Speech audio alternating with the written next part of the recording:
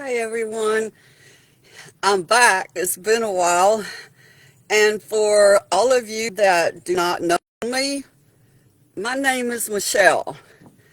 So I've been gone for a while. I've been going through a significant amount of healing, and I will discuss that later in the interview. I hope to keep this really short. Um,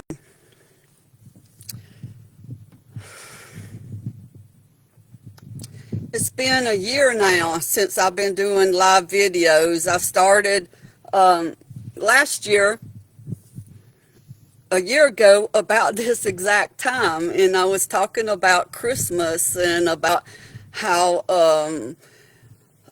Christmases in my childhood that was very traumatic um, seemed to be repeating itself in my life every Christmas thereafter.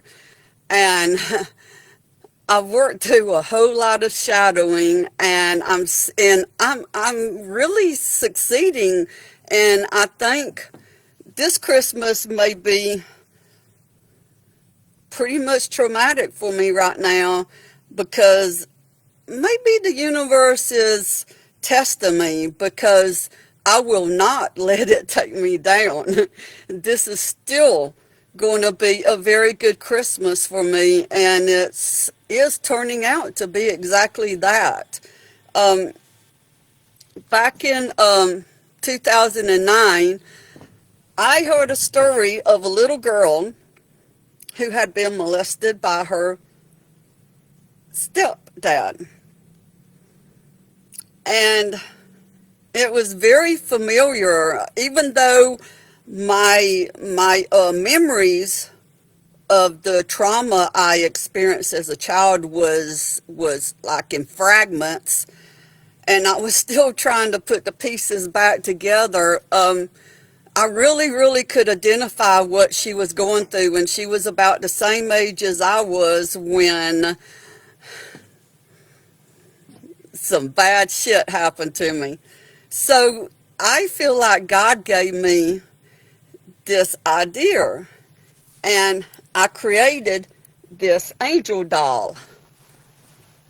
I haven't showed it in any of my videos because, hey, I hadn't been prompted by my mama, father, God. So that's how I do my videos. I get a intuitive of what I should say, and then I just speak it out. And this is my fifth angel doll I've made. And the first two I made was in 2009, and I gave them away to two other little girls that had gone through certain situations like mine. And one of them, I was able to reconnect to her probably 5 or 6 years ago, and she was like between 18 and 21, and she still loved her angel doll. And she says, yeah, I still have my angel doll and I love her. So I've had this idea, and I don't know how it's going to pan out. I'm still waiting on God to show me, but this doll is not for sale. Is to always be, well, actually, this doll is my prototype. It's my doll. But any doll like this should not be sold. It's to be gifted to other boys and girls and adults. And I have this. I got help from my girlfriend, Angie, and we came up with this idea for boys. And I didn't design the angel wing, the wing, his wings very good. But anyway, this is the scroll that he would carry for little boys, and I'm not sure how I would attach it, but the poem, it's a poem, and it was written from my husband at the time to our son, because both of my children went through similar incidents that I did when I was a child. And um, whenever you bury that shame, guilt, fear, and all of the shit that comes to you as a child when somebody touches you in a very, very wrong way, um, it gets recreated. And I think there are a lot of adults that go through the same thing with their children. The same thing happens to them. And so this poem, it was written from my husband at the time to our son, and it was Tell It All My Son, but with my ex-husband's permission and my son's permission written. They're very good with me, using this to help others. And the poem goes like this. Tell it all, my child, tell the bad things that has been done. Don't be afraid of what others may think. To see you hurt makes my heart sink. So, my child, I say unto you, be brave, be strong. I will always love you. You, my child, are not to blame. Just came from someone who must be insane. So you must carry on and do what's right. Tell all, my child, to Jesus tonight. It's a beautiful poem written by my ex-husband, and I thank God that we're still good friends. When I met him, when I was 18, it was a bittersweet moment when I met him, and y'all will get an idea of what that is when you buy and read my book that's coming out, hopefully April. Reappearing before her eyes, the Isabella LeBlanc story. It's me. It's the story of my life from the time I was born till a few years ago. And it's powerful. It's I thank God.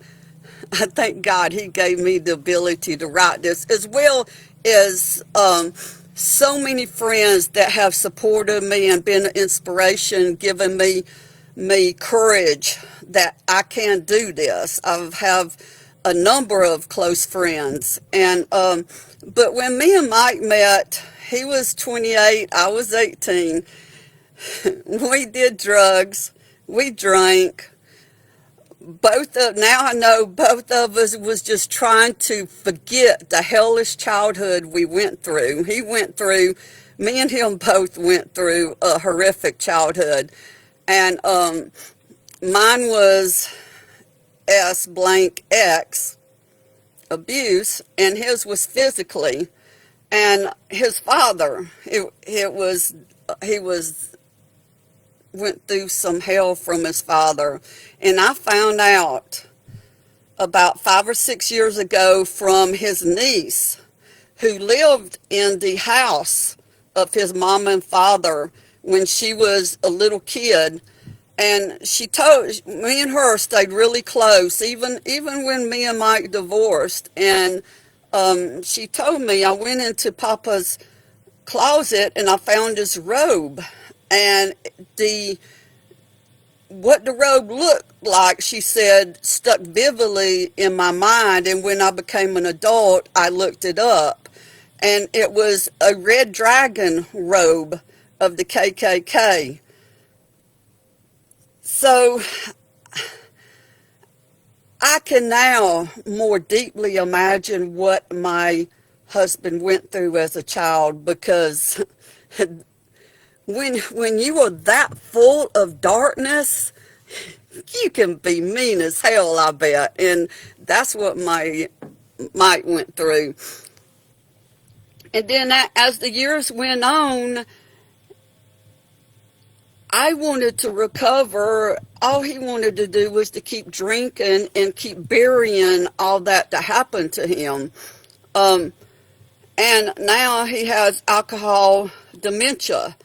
And what's weird is he smokes a whole lot of pot, drinks a whole lot of beer, and 10 years later after we divorced, he's still alive. And I told him the other day, I said, Mike, do you remember why you wanted me to leave? Because when we split up, it was we both wanted it. And he said, no, I don't remember. And I said, you didn't like it because I took your keys away from you. And he's like going like this, trying to remember that.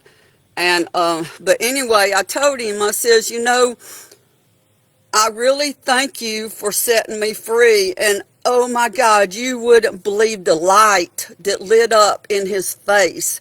And he says, I really appreciate you telling me that. But anyway, like attracts like. That's what I'm getting at. And so 5 years ago, because I've done a whole lot of healing, going deep down into my soul, meditating, connecting myself with the Holy Spirit, which connects me to God that's inside of me. I have gone through a whole lot of healing, and so did a very, very good friend that me and him became very close. Spiritually Raw, Jay and April Matta, found me on LinkedIn, and they, evidently read the articles I had written on S blank X abuse. You can't say it. That's crazy. That's effing crazy. You can't even say that. We can't even come against this and put it out here exactly what it is, because the powers that be will take us down. So that's really crazy. But anyway, they interviewed me back in 2020. I had actually 2 interviews with him, and Frank saw one of those. Maybe he saw both of them.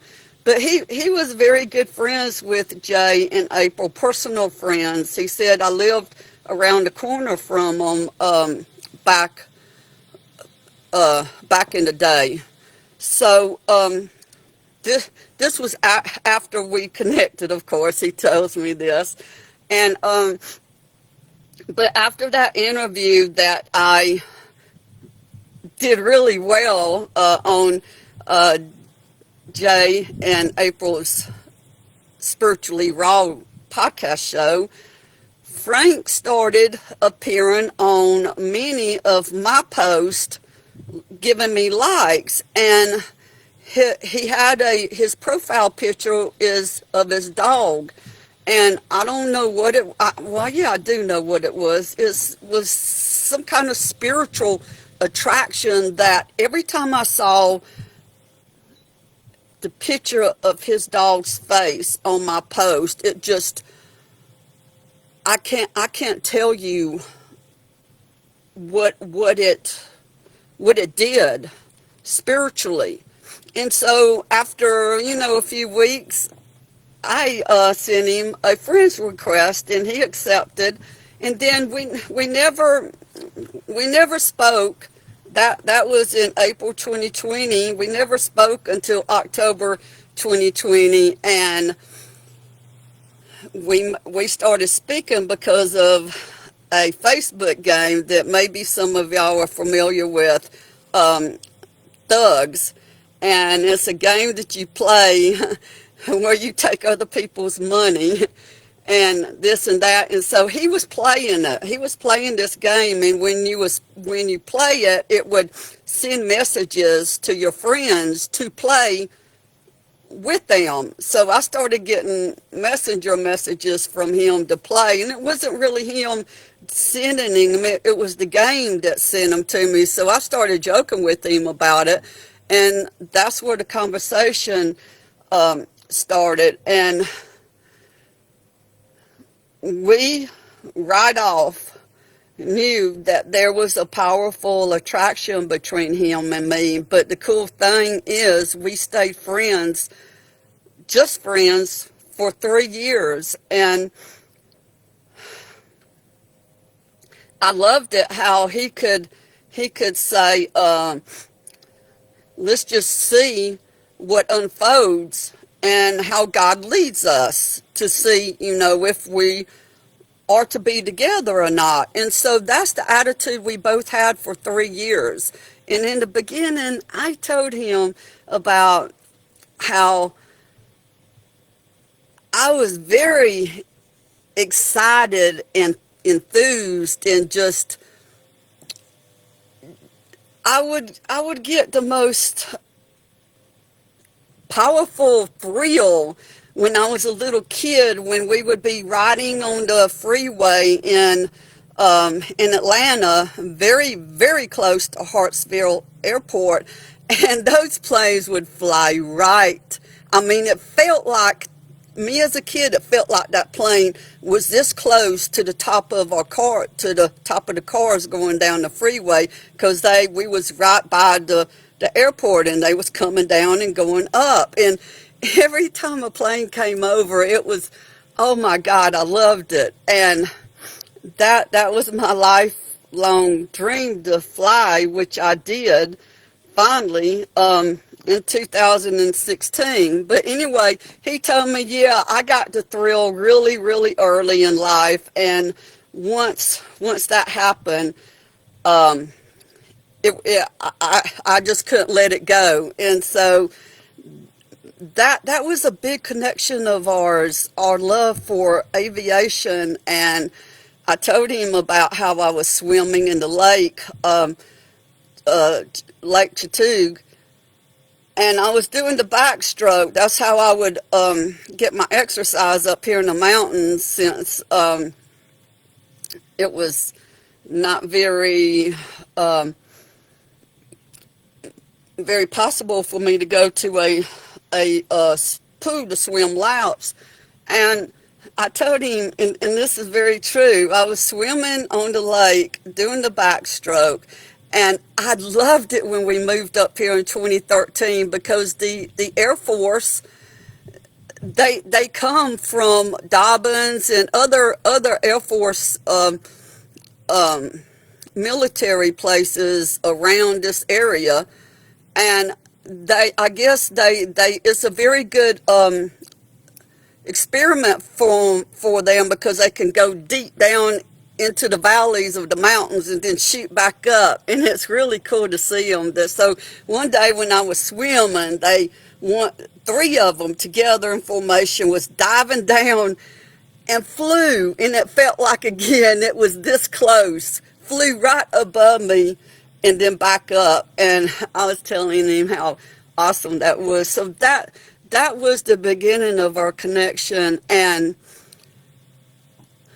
COVID set him back really, really in a horrific way with his aviation business, and which he told me, he was already having issues with the business, so he had to keep his focus on that, or else he was going to go under, and he couldn't do that. And I understood that. We made it because it was God ordained, because God is the one that connected us, because we both helped each other in even more powerful healings. And he was like me. He believed in spirituality. He believed in meditations and how to go within, and about clearing our thoughts and all, to where we could receive from God. We had all the same beliefs, and that was really cool. So 3 years later, 2 years ago, he came up here, and he had already been, trying to make it possible to come up here for those 3 years. He would keep saying, I'm trying to make a way to come up there, but it just never worked out. And hey, we were both okay with that, you know? And so when he came up here, we connected in the most powerful way. It was unbelievable. And I've never lived in the world, in the kind of world that he was used to. And when you read through my book, you'll understand that. And we did a lot of talking um, that weekend. We did a lot of communicating with each other about our childhood, our lives thereafter, you know. And he told me, I asked him about the dog profile picture, but he never would tell me about it till he came up here. And when he came up here, he explained how his dog's name was Einstein, and Einstein saved him when his wife died 20 years ago in the most traumatic, horrific way for Frank. And so it devastated him, and his dog saved him. And that's another connection we have, because my dog Mary Jane, she saved me too. We were going through a very, very hard time in 2009 when I received Mary Jane. She was a rescue dog, and she was just a little bitty puppy, and she slept with me for 15 and a half years. So Frank's dog died, and so he really, really understood what I was going through when my dog died last year. He understood that. But we talked. I told him about how shocked I was when I was writing my first book, Tell It All My Son, and that I researched my school records. And I found in my third grade school records, because I wanted to research to see if there was any clues in my records what happened to me as a child. There was a significant, powerful amount of clues that I received when I got the records back. And you have to read my book to really understand what all I found out. But I did see what my IQ was, and my IQ was like, I think it was between 117 and 120. And that test I took, I had a lot of hellish shit going on in my brain when I took it. So, and I was always told that I was stupid, and that was my parent exclamation of why I stuttered, and that I was disturbed. And that's what I grew up. So you can imagine my freedom I feel now of rising above that and doing the shadow work and letting all that shit go. And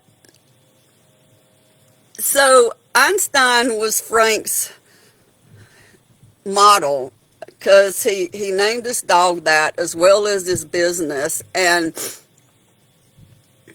he is like, his IQ was in between mine and Einstein. But and I thought it sort of helped me to say, hey, yeah, I deserve to be his woman, because I'm just as smart as him. And he didn't. I told him everything. I told him things that are not in my book. But he still loved me. And we had the most amazing time. And he came up here right before he was going to have back surgery. And he even had the places shaved, little circles shaved on his chest where they had did the cardiac test to to okay him for the back surgery, and he came up to see me right before the surgery, and he was in a whole lot of pain, but we still had a good time. And he was going back to have one surgery and then another back surgery three months later.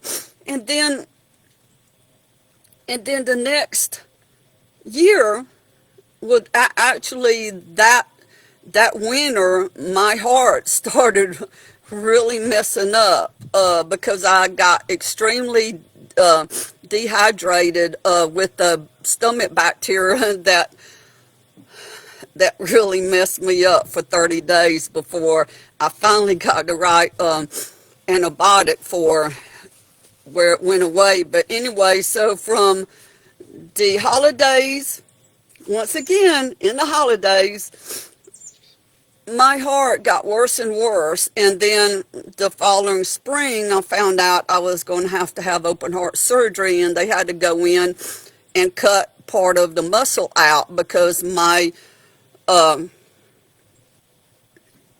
issue with my heart was enlarged and the blood flow wasn't going out.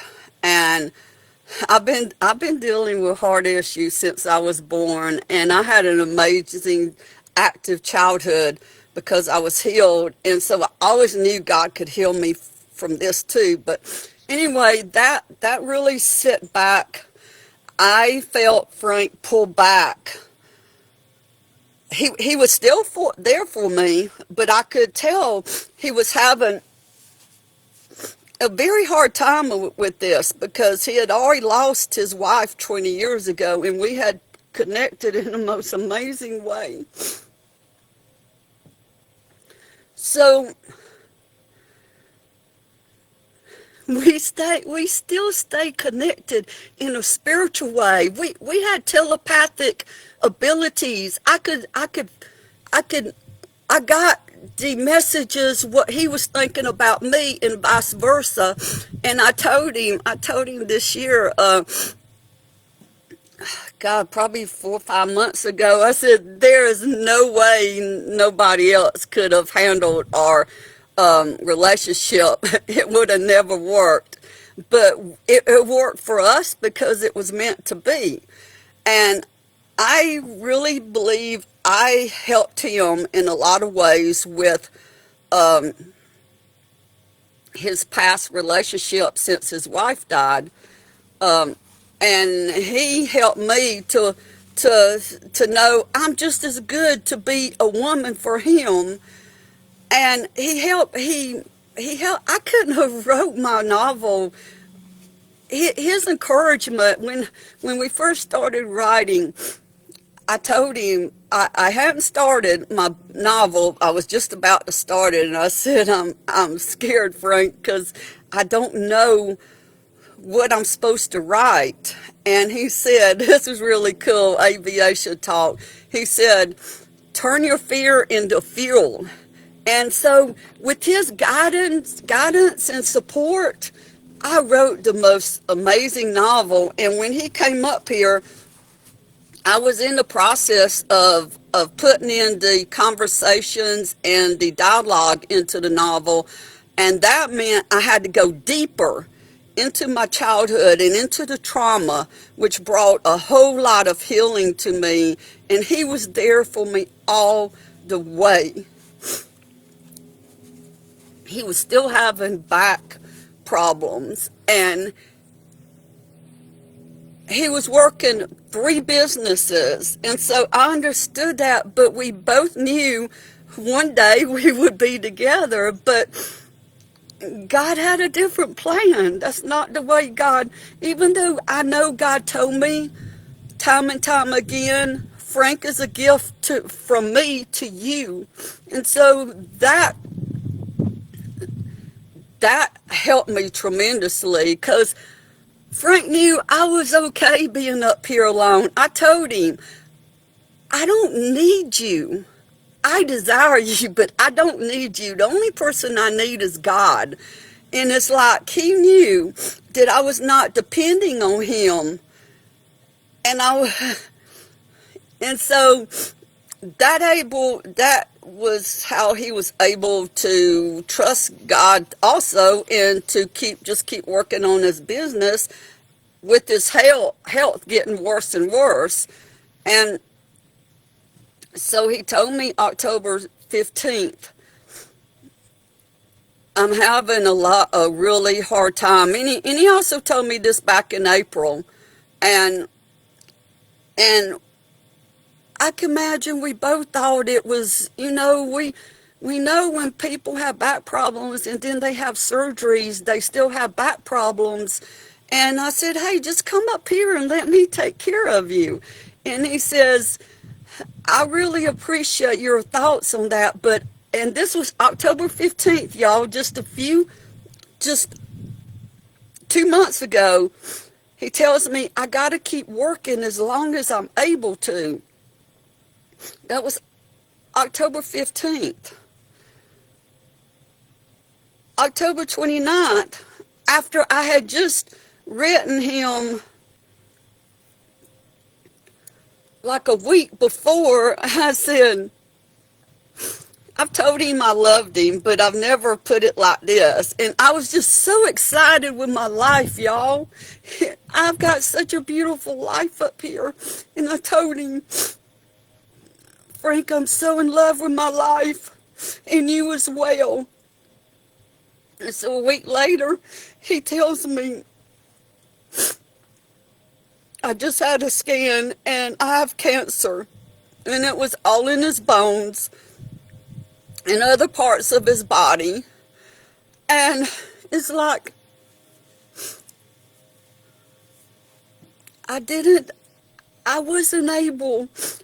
It's like God has me up here on this mountain to write this novel and to be secluded and, what's that word? Solitude. God wanted me in solitude. And it's like I had this car that it was great getting me from point A to B, but only around here. It wasn't where I could drive it down there. So I had no way to get down there. And he was too sick. And a week later, I found on Facebook that he was dead. Y'all, just a week later, he had found out he had cancer. In less than a week, he was dead. And so that's why I haven't been here the last 6 weeks. We were amazing together. And I'm so glad I had the ability for me and him to be together. Even if it was just for a short time, it's enough to last me a lifetime. And we talked about this past spring about the videos I was doing. And I says, I don't want people to think I need rescuing because of the topics I talk about, because that's the last thing I need, y'all. I definitely don't need rescuing. So I told him, I says, I'm going to wear a ring. Since we are committed, I'm going to wear this ring so people know I'm not available. I still wear it because I'm still not available, because I can't imagine another man loving me and accepting me like he did. So I just wanted to come on here. Y'all have never seen my angel doll and angel line. And I wanted y'all to really understand why I haven't been here 6 weeks, because I don't want to lose the momentum of my videos. And so I'm not sure when I'll be back. Could be January, February, I'm not sure. But I am looking forward to my life that God still has for me. And what's really cool is the last year, I've always been content being by myself. But the last year, with Frank's help, I have come to love being by myself. So I'm good. So I hope all of y'all have a Merry Christmas. It's going to be a good Merry Christmas for me, because I know what Christmas is about, and it's about Jesus, Yahshua. And I just wish so many understood the significance of really what his life was for us. So I'll discuss that on the next one. Merry Christmas, everyone.